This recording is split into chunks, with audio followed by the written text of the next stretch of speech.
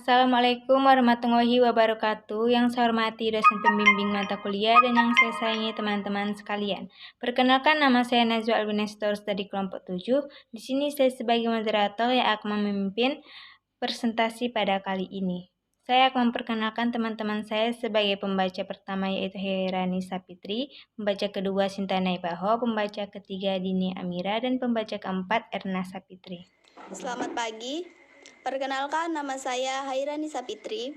Di sini saya akan menjelaskan tentang jenis dan besar masalah gizi berdasarkan sumber data terkini secara benar. Berikut beberapa jenis masalah gizi. Yang pertama yaitu masalah kekurangan energi protein atau KEP. Menurut data Riskesdas, pada tahun 2010, sebanyak 17,9% balita di Indonesia menderita gizi kurang dan gizi lebih. Jika dibandingkan dengan data tahun 1990, telah terjadi penurunan yaitu sebesar 31,0%. Hasil pemantauan status gizi pada tahun 2016 menunjukkan bahwa jumlah balita yang tergolong sangat kurus yaitu 3,7% dan balita yang tergolong kurus yaitu 8,9%. Yang kedua yaitu masalah anemia gizi. Berdasarkan data riset kesehatan dasar Riskesdas tahun 2013 menunjukkan bahwa anemia gizi besi masih merupakan masalah kesehatan masyarakat dengan prevalensi pada anak dengan sebesar 28,1%, ibu hamil sebesar 37,1%, remaja putri sebesar 22,7%, dan wanita usia subur sebesar 27,7%. 3. Kekurangan vitamin A. 4. Gangguan akibat kekurangan iodium GKAI. Berdasarkan hasil pemetasan GKAI tahun 2013, prevalensi total goiter rate anak sekolah dasar sebesar 11,3%. 5. Masalah kelebihan gizi. Menurut data Riskesdas pada tahun 2010, terjadi peningkatan prevalensi kegemukan di Indonesia secara nyata terjadi pada balita, yaitu dari 12,0% di tahun 2007 menjadi 14,0% di tahun 2010. Halo, saya Sinta Naibaho ingin menjelaskan penyebab masalah gizi. Penyebabnya terdapat dari dua teori. Yang pertama yaitu teori UNICEF. Konsep yang dikembangkan pada tahun 1990 ini menimbulkan masalah gizi yaitu kurangnya asupan makanan dan penyakit yang diderita. Kekurangan asupan makanan disebabkan oleh tidak tersedianya pangan pada tingkat rumah tangga sehingga tidak ada makanan yang dapat dikonsumsi. Kekurangan asupan makanan juga disebabkan oleh perilaku atau pola asuh orang tua pada anak yang kurang baik. Tingginya penyakit juga disebabkan oleh pola asuh yang kurang baik, misalnya pada anak-anak yang dibiarkan main di tempat yang kotor. Terus yang kedua adalah teori segitiga penyebab masalah. Teori tersebut adalah teori tentang hubungan timbal antara faktor pejamu, agen, dan lingkungan. Orang dengan status gizi baik adalah orang yang kondisi tubuhnya seimbang antara pejamu, agen, dan lingkungan. Ketidakseimbangan dari tiga faktor tersebut akan mengakibatkan timbulnya masalah gizi. Jadi, keadaan ini apabila tidak dilakukan upaya penanggulangan akan mengakibatkan rendahnya kualitas sumber daya manusia. Itu penjelasan dari saya. Terima kasih. Saya Dini Amira Nasution akan menjelaskan tentang poin ketiga, yaitu masing-masing masalah gizi. Terdapat 5 masalah gizi di Indonesia, yaitu masalah kekurangan protein, masalah anemia gizi, masalah kekurangan vitamin A, masalah gangguan akibat iodium, dan masalah kelebihan gizi.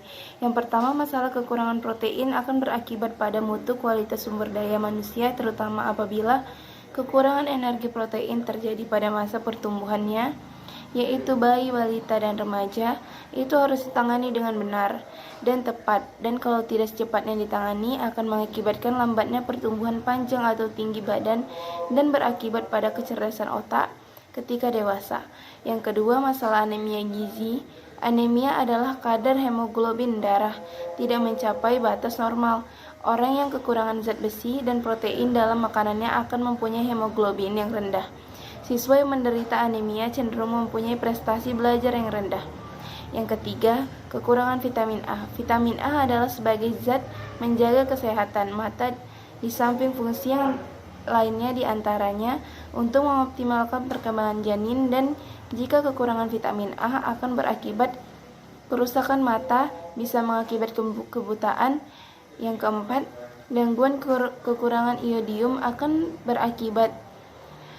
timbul karena kekurangan iodium bukan hanya dari segi kosmetik yang ditunjukkan dengan benjolan, tetapi akan lebih besar jauh lagi. Yang kelima, masalah kelebihan gizi atau obesitas. Berat badan berlebih pada anak atau remaja akan berlanjut menjadi obesitas di usia dewasa dan berakibat menurunkan fungsi kognitif. Anak menjadi malas, kurang aktif disebabkan oleh berat badan tubuh.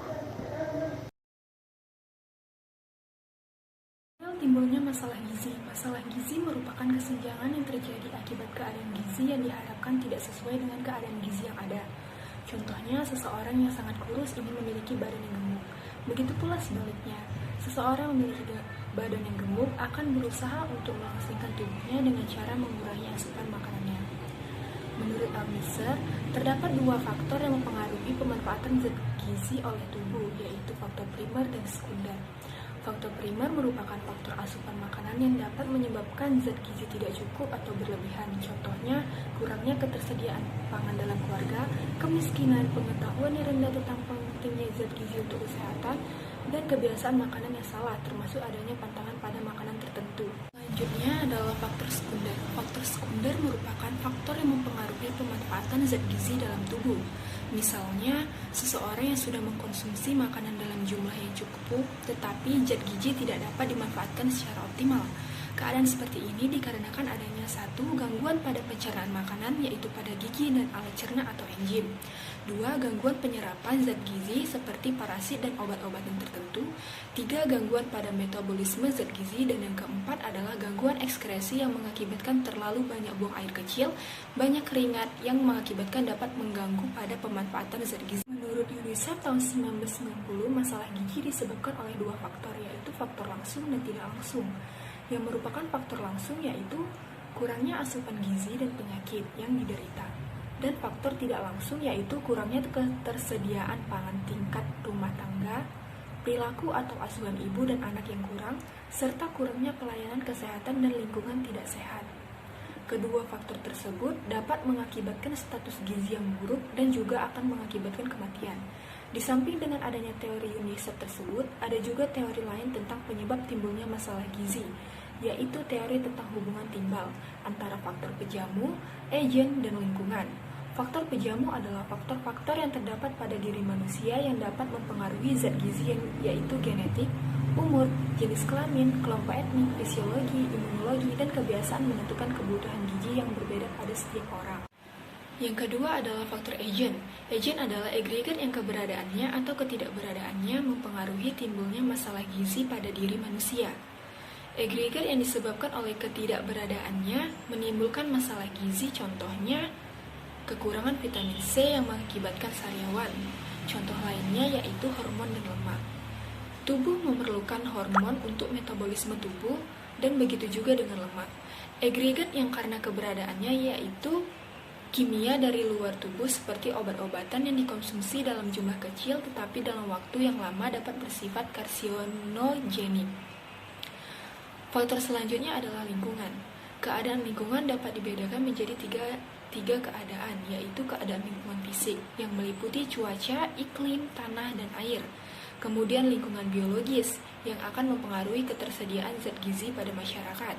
Selanjutnya adalah lingkungan sosial ekonomi, yaitu dalam hal pekerjaan, tingkat urbanisasi, perkembangan ekonomi, dan bencana alam. Akibat dari keadaan gizi kurang adalah pertumbuhan anak terganggu, produksi tenaga yang kurang, kurangnya daya tahan tubuh, terganggunya kecerdasan dan perilaku. Sedangkan akibat kelebihan gizi yaitu mengakibatkan kegemukan yang dapat menyebabkan penyakit degeneratif.